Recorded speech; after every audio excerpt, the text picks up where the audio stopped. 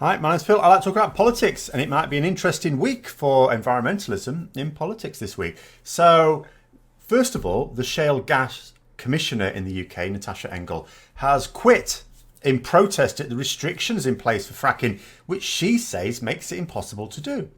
Oh, good, I thought. A deeply unpopular and dangerous industry has been stifled by government regulations. Excellent.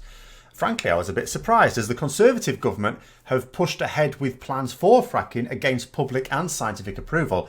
Yet again, however, I have to say that the BBC News report was a little bit biased here on this issue. So reading the report, it said that environmentalists said that fracking was bad, of course, and she said that it wasn't harmful at all. So it's like, oh, well, there's two different people saying two different things. What are we to do?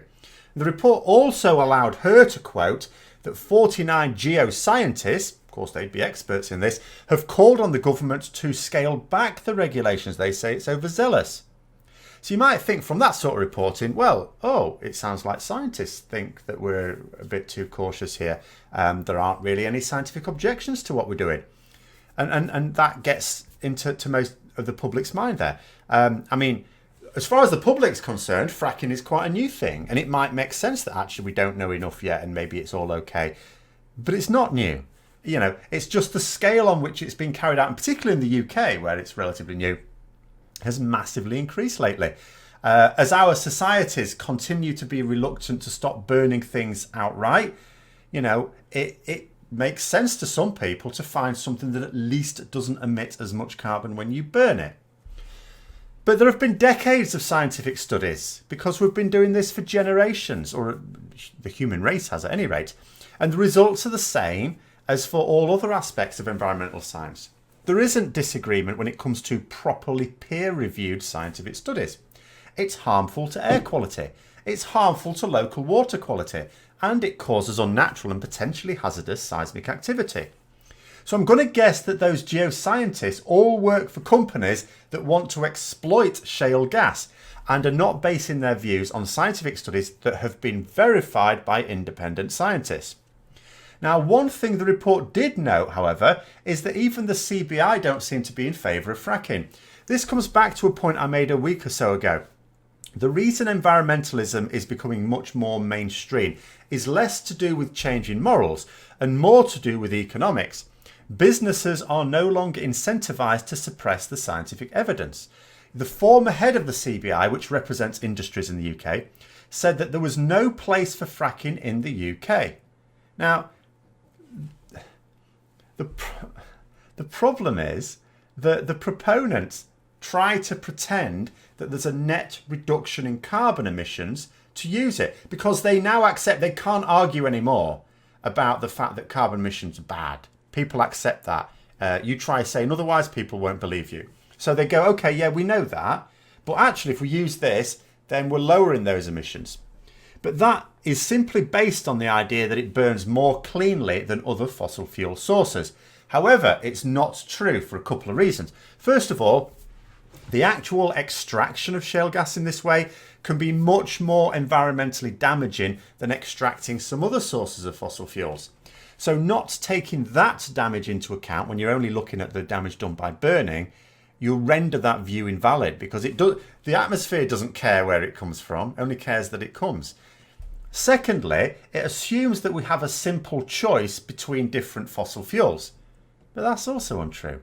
We have other sources of energy available which don't require anywhere near as much fossil fuels. Yes, we can't turn off fossil fuel use overnight, but we can get it down to zero within a generation if we really try. But we can overnight switch to other sources that are much cleaner.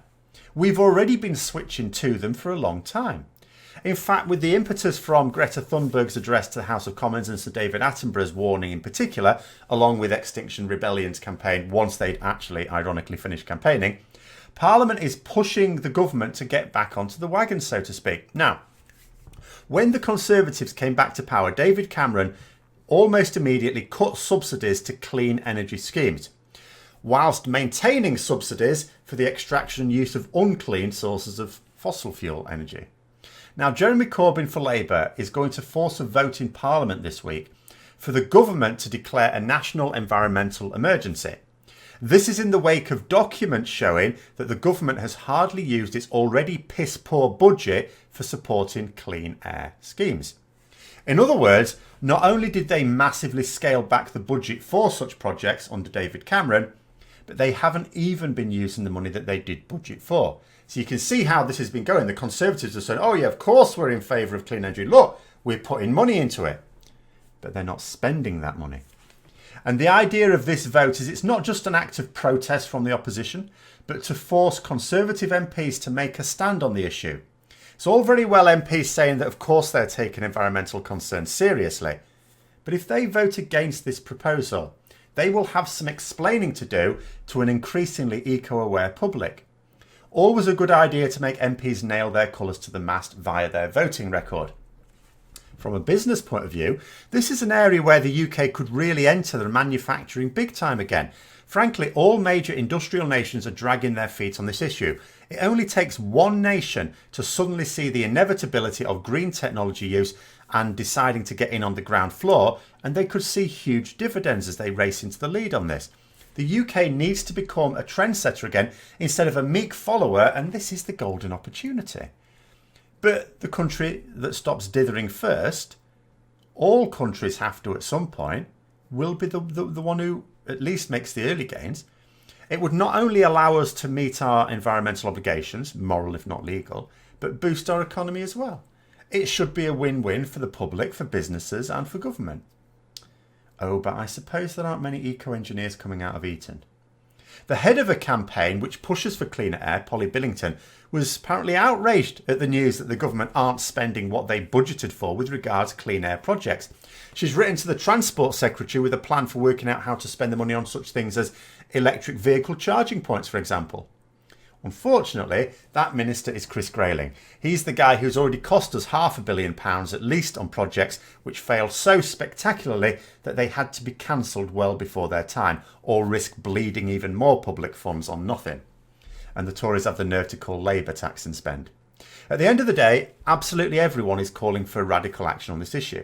Not little tweaks, but major changes. The public are in favour of it, businesses are in favour of it, scientists are in favour of it. Politicians are in favour of it. Even the normally very partisan media are not that split over this issue either. They're quite happy to push for this as well.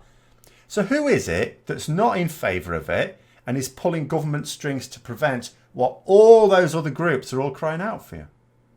And that's the question we have to ask ourselves, isn't it?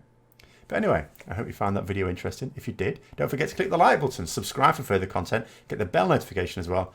Until next time, I'll see you later.